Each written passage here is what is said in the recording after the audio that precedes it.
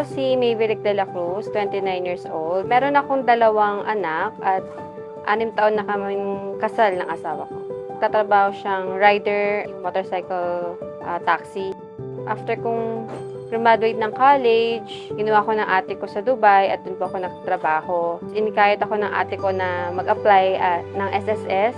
Since single pa kasi ako noon, hindi pa sa akin parang priority. Hindi ko pa siya ganun kanahulugan. Nagkakilala kami nung naging asawa ko and then nabuntis ako. Hindi naman pwede sa Dubai ang gano'n. Buntis tapos single ka, so kailangan mong bumalik na Pilipinas. So pagbalik ko na Pilipinas, nagpakasal kami.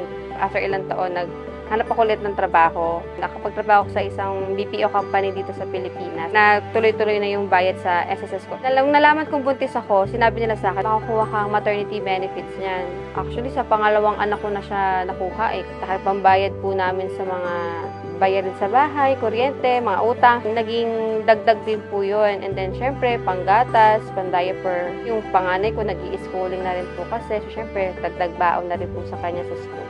Yung kalahati po, na ipang puhunan ko rin dito sa aking ukay-ukay. Maliit na ukay-ukay business. Pag kumikita ako ng konti, medyo nagtatabi ako. Pang contribution ko, monthly dun po sa aking SSS account. Ang hinayang ako dati nung dalaga ko kasi di ako nagkukulog. Ngayon, para sa mga hindi pa miyembro ng SSS, magpamiyembro na sila at magkulog na sila kahit maliit. Pwede nilang gamitin as salary loan or kung magbuntis man sila, maternity benefits at kung tumanda man sila, pwede rin gamitin as pension. Sila rin naman yung makikinabang, no?